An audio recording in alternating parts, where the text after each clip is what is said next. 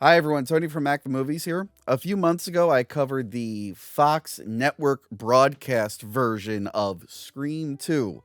The tape that I used is one that I personally made in the early 2000s. At the end of that video, I encouraged everyone watching to go and find their VHS collection to see if they had other movies they recorded off of the TV.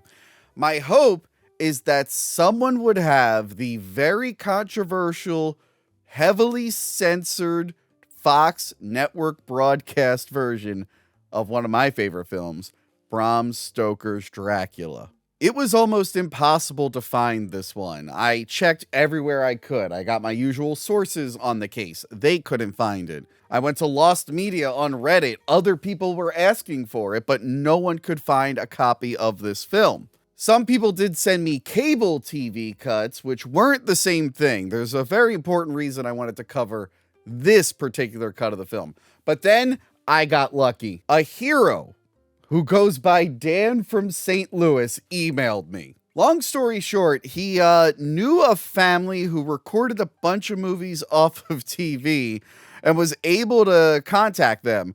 They had the movie. And they sent him like a digital file. I guess they transferred it from tape to DVD, and he sent it to me. So as far as I can tell, me and Dan from St. Louis are the only ones who have a digital copy of this cut of the film. Those of you who follow the channel already know that I love this movie. But if you're new here, maybe you only watch like my shorts or the TV cut work print videos. Yes, I covered this movie on an episode of my video podcast, which you can find on this channel or wherever you get your podcasts. So I love how Harker keeps ignoring all the weird shit that Dracula's doing in this. 100%.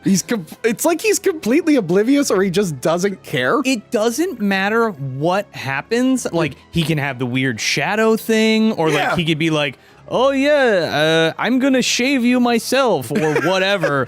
Or like licks his blood and like screams at him. Yeah. So there's even a deleted scene we saw where Dracula's kind of hovering up the stairs. Yeah. And then he goes out of frame, and then another Dracula comes up behind Keanu Reeves, and he's like, oh, wow, very interesting. He doesn't even say a word. We put new episodes out every Monday, and then sometimes I throw a bonus one later in the week or a live episode. So make sure you subscribe so you never miss one. It's a really fun show. I think you'll like it. So let's sink our teeth into this bad boy, shall we? Tonight, Fox presents the world broadcast premiere of Bram Stoker's Dracula. Obviously, they're going to cut some violence from this film, so I'm not going to really linger on details like that.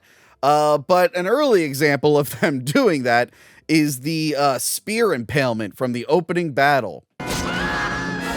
It's hidden by a cross dissolve, and it just skips to the end of the fight and Dracula heading home. So after the title sequence, it cuts to London. And here is the biggest change in the film, and the reason I wanted to cover this specific cut. Renfield, played by Tom Waits, is completely removed from the movie. And it leads to some really choppy edits in this film. They have to constantly keep cutting around his appearances or cutting references to him. It's very, very jarring. For example, the scene where Harker is talking to his boss. The scene now starts right in the middle of the conversation. I want you to take over for his foreign client, this rather eccentric Count Dracula. And then ends abruptly in harsh cuts to Harker with Mina. We'll have to leave Transylvania immediately. The dinner scene with Dracula starts pretty much the same as it does in the film, but once they get to the drinking wine line, they then cut to the contract signing. They completely removed Harker accidentally offending him and Dracula pulling a sword on him. When we get to the contract signing, it then gets very bizarre because they actually reference and show a picture of Renfield. But if you're watching this version of the film, you don't know who that is or what his significance is to the story. And he will never get mentioned again after this. Although you might hear him in one scene, but we'll get to that. I'm really shocked they included that reference in this cut of the film. This next change makes sense. The scene where we're introduced to Lucy now removes the Arabian Nights book and all the erotic imagery that's in it. Then we get the party scene, which is our introduction to all of Lucy's suitors, one of them being Dr. Seward. Unfortunately, Renfield's deletion reduces Seward's screen time, and as a result, Hopkins Van Helsing is reduced when he eventually shows up. Surprisingly, they keep the scene of the bride seducing Harker. It's interesting because they are using alternate takes of the brides with their clothes on. So either they shot those in case the MPAA gave them an X rating and they had to trim out some nudity, or they shot them specifically for the TV versions. I say versions because I checked the cable broadcast and they also use these alternate takes with them with the clothes on. And then both versions remove the baby eating scene. If you watch my podcast, you would know how important the baby eating scene is to me. So and then the baby's being ripped apart. The guy, Keanu Reeves, is screaming. Finally, and then he finally reacts. Yeah. And then the Dracula's laughing at this, and then it closes. And I remember my mom being like, looking at me and realizing it was just too much, and her turning off the TV there. And then that's it. The movie's over. The review is done. So in my head, I'm like, that's just how the movie ended. That was pretty. I don't really know what we learned here. A guy went to a castle, weird stuff happened, then a baby died, and the dude laughed. It's funny because now Keanu Reeves' famous yell and freak out is a reaction to Dracula saying that he will love again, and not a baby being devoured. Harker spying on Dracula while the gypsies load the boxes is still there, but Dracula no longer catches him. It skips to the Demeter, but we only get one captain's log and one shot of Dracula transforming into his wolf form. Then boom, he's in London. They cut a bunch of his attacks, the wolf escaping the zoo, Mina and Lucy's conversation about marriage, followed by them frolicking in the maze. And obviously, they cut Renfield having a breakdown in the asylum. Lucy discussing her changes with Seward is cut out, and now it skips to him telling Arthur that he called Dr. Van Helsing. Obviously, we should now cut to Professor Van Helsing's introduction. Wrong. They completely cut out his introduction. This cut decided that Van Helsing's introduction should be him just showing up at the mansion. You're watching the movie 1 minute, it goes to commercial break, boom, there's Van Helsing, just saying that he's here. They do the blood transfusion, then chop out the scene of Seward and Van Helsing debating if Lucy's condition is supernatural or not. This is probably a result of Seward's previous scenes being cut out or heavily reduced. If you're watching this version of the film, you don't really spend a lot of time with Lucy's suitors, so if suddenly there's just a really long scene of all them conversing, you might be a little confused. The scene with Harker returning to London and spotting younger Dracula is gone. It just jumps right to the scene at Lucy's tomb. I actually don't mind this next change. In the theatrical cut, they stake Lucy and then chop off her head. You see it flying in a black void. And then it cuts to Van Helsing getting like a steak or whatever at dinner. In this version, it's pretty funny. They show Van Helsing swinging the sword, and then it hard cuts to Van Helsing cutting the steak at the dinner.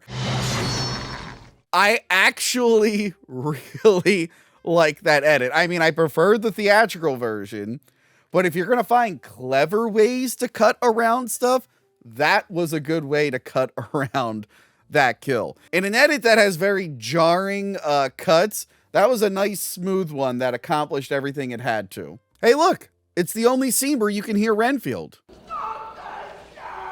Water and toiletries at your disposal.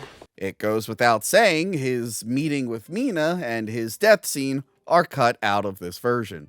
Explain this one to me. In the theatrical version, Van Helsing goes into the castle and cuts the bride's heads off.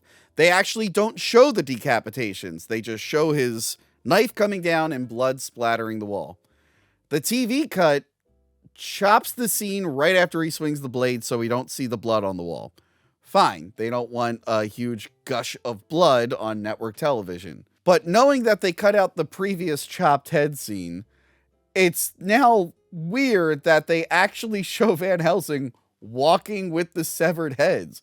We even get the close-up of the heads as they're falling down a cliff. I don't know why they went all in on the decapitations just for this scene. Speaking of blood, I'm actually shocked how much of Dracula's throat being cut and the knife through his chest they show. I guess there was just no way to cut around it in a way that would make sense. So yeah, you see him wiggling around in pain and whatnot. didn't expect to see that on network television. Then a minute later, they get shy and cut out all the shots where you can see his decapitation. And that is all the big changes in the 1995 Fox Channel broadcast version of 1992's Francis Ford Coppola's Bram Stoker's Dracula. Brought to you by Sudafed. The Fox Tuesday Night Movie is brought to you by Sudafed Decongestant. Sudafed clears you up fast without slowing you down. I'm so glad I was finally able to find this cut. And again, a huge shout out to Dan from St. Louis and all the fans who actually went on a hunt for this. I had several leads. People were trying to find me this cut. Even though Dan from St. Louis is the one that came through, I appreciate everyone who actually made an effort to look for this cut. Like I said, I think we're the only two that haven't. Maybe it'll appear somewhere online one day. I don't know. But thank you for watching. Like I said, I love this movie. I've covered it on my podcast. I've covered its spiritual successor, Mary Shelley's Frankenstein by Kenneth Branagh, and I even combined those two episodes into one mega review, so you can just watch both at the same time. If you like Mary Shelley's Frankenstein, or you're at least interested in it, a while back I did actually review the work print version of that film, and I think it's like the only way you can watch most of the deleted scenes from that film on YouTube. And a few months ago, I covered the Sega CD version of both movies' video games. It was a really fun time. Check out those videos. So yes, please like, share, subscribe, do all that fun stuff. If you really become a fan here, consider becoming a channel member or a Patreon supporter. On the $5 tier on Patreon, we do a bunch of commentary tracks, and we have done a commentary track for this movie. It's actually available for individual purchase if you don't want to commit to pledging every month. So you can get that. And actually, speaking of the Patreon, it ties into this, don't worry. At the $10 tier, I give you live stream access. You can join in on our live wrap-ups. But I also do the occasional live stream with patrons. And we actually did a live watch-along for this film. And I have the VOD up there. So if you want to see me watching this for the first time with patrons, it is available for your viewing pleasure. That is it for me. Goodbye. Remember to like, comment, and subscribe. Check out our other videos and Patreon page.